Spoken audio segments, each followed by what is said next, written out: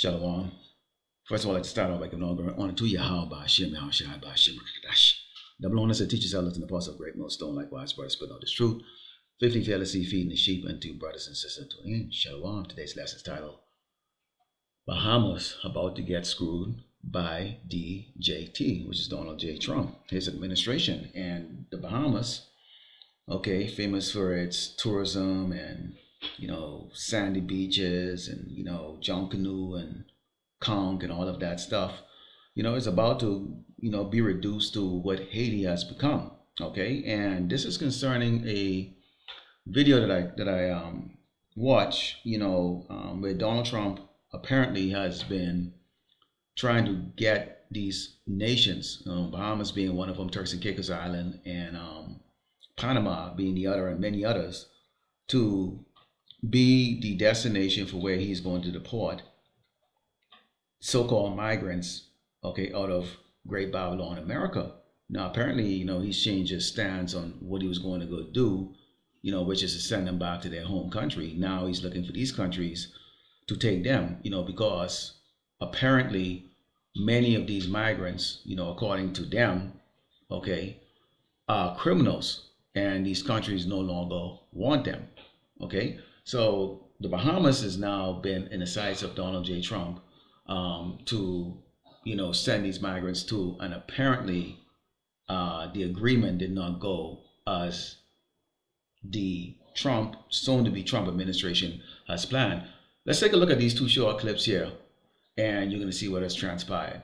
They're talking about sending migrants who were arrested in the United States back to the countries of Turks and Caicos, Panama, Grenada, and the Bahamas, even though these migrants are not from there. This is their workaround when there are lots of migrants in this country from countries that won't take them back. Places like Venezuela, places like Cuba, China takes back very few of their migrants. So this would mean taking those nationals who are in the United States and putting them on planes to those countries. It's unclear if they would be able to work there, if they'd be able to stay there permanently in a legal way.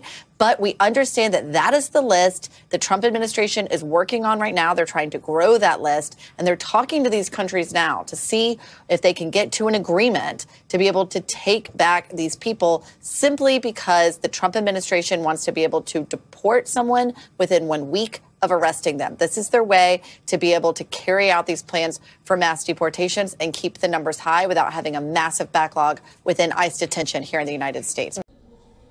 All right, in other news, Bahamas has rejected a proposal from Donald Trump's upcoming administration to take in deported migrants, as the next president of the United States remains adamant on his stance to slash immigration in the U.S. Notably, Trump's team has carved out a list of countries to which it wants to deport migrants when their home countries refuse to accept them. NBC News has reported this, but the Bahamas, an island nation set in the Atlantic Ocean, said it had reviewed and firmly rejected the plan. Prime Minister Philip Davis's office said his government had received a proposal from the Trump transition team to accept deportation flights of migrants from other countries. Trump has always linked the rise in crime, security issues, and law and order concerns to the influx of immigrants in the U.S. During his election rally, Trump laid out a stark vision for his first days in office, if re-elected, with policy proposals hinged on mass deportations. So as you saw in those clips, okay, the Bahamas rejected, okay, Donald Trump's, proposal to bring in all of these migrants over to to have them settle into the Bahamas. So when you look at the Bahamas is an archipelago of islands, really a very, very, very small country, and does not have the means to, sustain that many people being sent over there. Let's go into the book of Jeremiah 51:7 before I bring in some more statistics about this country and what's really happening here and how this is going to really impact the Bahamian people. This is Jeremiah 51:7. It reads, Babylon had been a golden cup in the Lord's Yahweh hand that made all the earth drunken.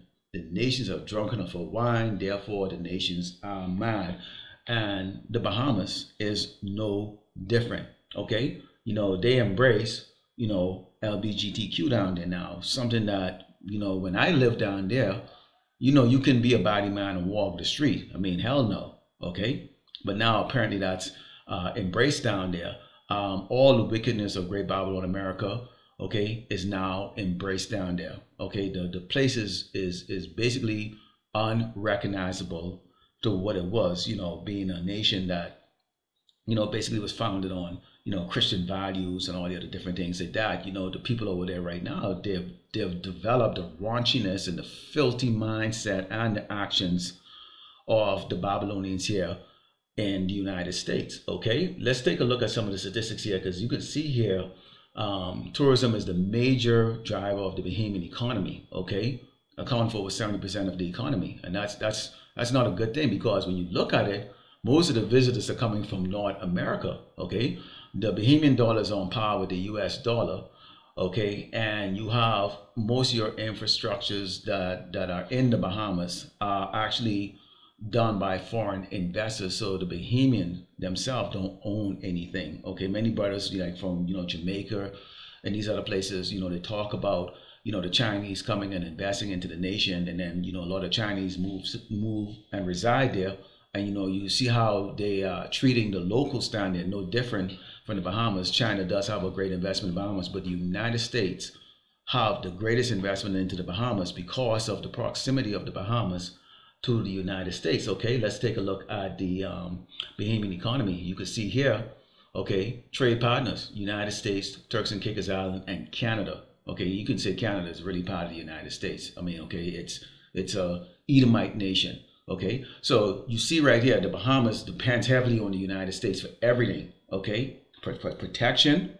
Okay, for you know, tourism or trading. You know, Bahamians are flying back and forth, you know, to the United States for goods, you know, for businesses.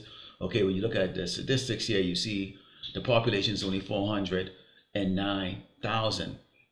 Okay, Trump is looking to send basically millions to those islands. Okay, millions. The Bahamian people depend heavily on really basically so-called white people coming down there to go spend money, you know, and indulge in all, you know, facet of their lifestyle down there. And of course, you if you live down there, you can see that they think that they're superior to you, you know, because they know you depend on them coming down there, and as such, their attitude, okay, is displayed, you know, when they're dealing with the locals down there. Okay, and for the most part, you know, they love the idea of going someplace where they're being served by so-called black people, okay, who have no choice but to serve them, because see, over here there's still that clash between, you know, the so-called black people over here, okay, you know, mainly the tribe of Judah, and these Caucasian or these Edomites. All right, so Trump is probably going to go do something really horrible, okay, as far as with the trade goes with the Bahamas, as far as maybe the tourism, whatever it is that they're going to do, it is going to impact the Bahamas, because Donald Trump is the type of guy, you know, he likes to get his way, and he intends to get his way no matter what. He has been set up by the elites to show the world what the true form of the dragon. Okay, you know, these draconian measures that's going to be brought out, okay, is going to impact these nations that refuse, okay, to bow down to whatever sinister plan that he has to do with the so-called migrants, which they are the biblical Hebrew Israelites, so-called blacks and Americans and Latinos. Okay, because if you notice in the video, notice that they don't show no Chinese or Asians inside the video. Or what about the European who are over here illegally? Or the Middle Eastern? Why aren't they showing them? Why are they showing just only the Latino tribes? And we keep telling you, Northern Kingdom tribes, you're in big trouble starting next year. All of us are, but you're really the primary target. Let's go to the book of Ecclesiasticus 12 and start verse 12. It says, "Set him not by thee, lest when he had overthrown thee, he stand up in thy place, neither let him sit at thy right hand, lest he seek to take thy seat. And thou at the last remember my words and be pricked therein," which is, you know, the American flag is flown in the Bahamas. Okay, they have the U.S. Embassy. Okay, really the United States dictate to the Bahamas of what to do. I mean, you know, when I was in school down there, I mean, I learned more about American history than I learned about so-called Bahamian history. Okay, I wasn't even aware that we actually even had slavery in the Bahamas until I actually had moved to America and learned about the slave trade going on in the Caribbean. Okay, that just goes to tell you just how, you know, the smoke and mirrors that, you know, the so-called white man has over these nations that really depend on, you know, Great Babylon America for sustainability. And we see what happens to these nations when they don't bow down. We saw what happened to Haiti. Okay, Bahamas has had a great time of being like really one of the most wealthiest nations down in the Caribbean. Okay, has enjoyed a prosperous life, and that has gotten to the Bahamian people head. Okay, and we have brothers down there prophesying. Okay, but nobody's listening. Says, who will pity a child that is bitten with a serpent, or such come nigh wild beasts? Okay, so as long as the white people come down there and, you know, rent the jet skis and, you know, frolic in the sands and all that stuff, Bahamian people really believe that they got it all set down there. Okay, now I don't know why this prime minister down there. I mean, they've done a lot of business, you know, and it's the parliament or the government down there is very, very crooked. They're crooked as hell. I mean, very, very corrupt. Okay, and if they think that they're gonna reject this devil, okay, and his plan of what he's looking to do, because Trump is a guy with a lot of pride. You know, they gotta look good. They have no problem smashing to pieces the economy, okay, off the Bahamas. And that's just my spirit. I just how I feel is like, when I lived down there, was always that feeling of like, what if these tourists don't stop coming down there? What if they stop coming down there? There's no economy down there. The island is like flat. It's like the highest point is what, 30 feet. Okay, I mean a 20-foot tidal wave will wipe that country off the map. There's nothing down there. Doesn't matter what grade you got in school, you're going to end up in a hotel cleaning white people crap, you know, scrubbing toilets or raking leaves around the hotel resorts. Okay, very few of the so-called Bahamians are in positions of management, and usually they only get to the management level of managing Bahamians. They don't get to the executive level. You know, it's just supervisory level, and that's part of a deal that, you know, the Bahamian government make with these investors when they come down there. Every hotel in the Bahamas is owned by foreigners. The Bahamian people own nothing down there, absolutely nothing. Okay, they're just slaves, but yet still they don't understand that they are also Hebrew Israelites. Okay, let's go into the book of Isaiah chapter 30 and starting with verse 8.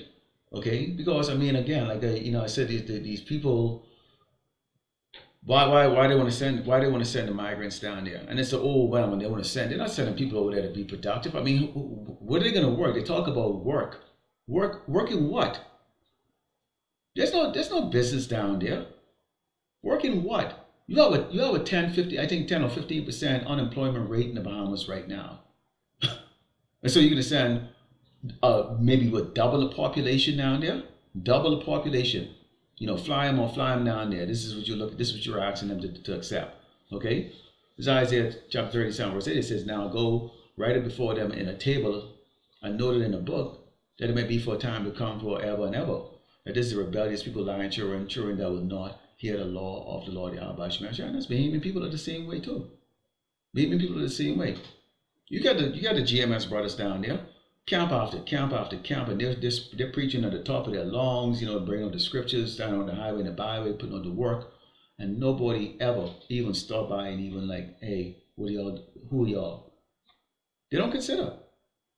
They don't consider because they're so involved in sweet loving Jesus. You get an island like Nassau, okay, on New Providence, that's 8 by 21, 8 miles wide, 21 miles across, and it's got like about freaking 150 churches, man. 100, everybody's a pastor, okay? Talking about Jesus, this and that, you know? And just like over here in the Southern Baptist Church, you got the big fat mamas over there, you know, with the tambourines and, you know, bald head niggas sweating, you know. But that's about to turn into a lot of doggone tears real soon. Said, we say to the CSC not, and to the prophets prophesy not unto us right things, speak unto us smooth things, prophesy to see. They don't want to hear the man, the true man of the Lord, tell them exactly, you know, what's about to happen, to repent. Okay? This is going to go really bad. Okay? Get ye out of the way, turn aside of the path, and cause the Holy One of Israel to cease from before us. Wherefore thus said the Holy One of Israel, because ye despise his word and trust in oppression and perverseness to stay thereon. They trust in the United States. Oh, the United States get our back. You know, these tourists can keep coming on here. Really? Okay, sooner or later, everybody's going to be that max out all their credit card. And these crackers are broke, man. They're broke. They're broke. And you get the lockdowns and all the other false flag that's going to be taking place real soon. Okay, which can completely stop tourism. Okay, you think things can be flowing like that as World War III started to pick up? Come on. Therefore, this iniquity should be as you as a breach ready to fall, swell on the high wall, whose breaking cometh suddenly at an instant. And this is what I feel, you know, my spirit that the Bahamas is about, you know, to get taught a valuable lesson. This is judgment come from the Lord, because, I mean, the Bahamian people are really, really, really proud. They're really proud. I mean, so proud to the fact that they look down on the Haitians, the Haitian brothers and sisters. Okay, they look down at the Jamaican brothers and sisters, but particularly the Haitian brothers and sisters, because they know of the poverty. But the Bahamas is about to experience that.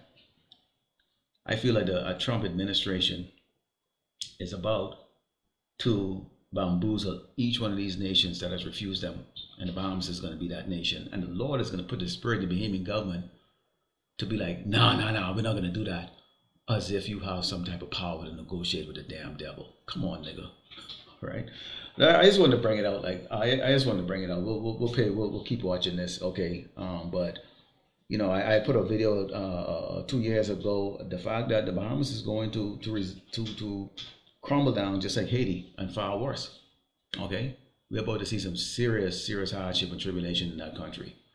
Lord willing, the elect was edified. Let's close up by giving all honor to Yahweh by Hashem, Yahushai by Hashem, Rakakadash, Shalom.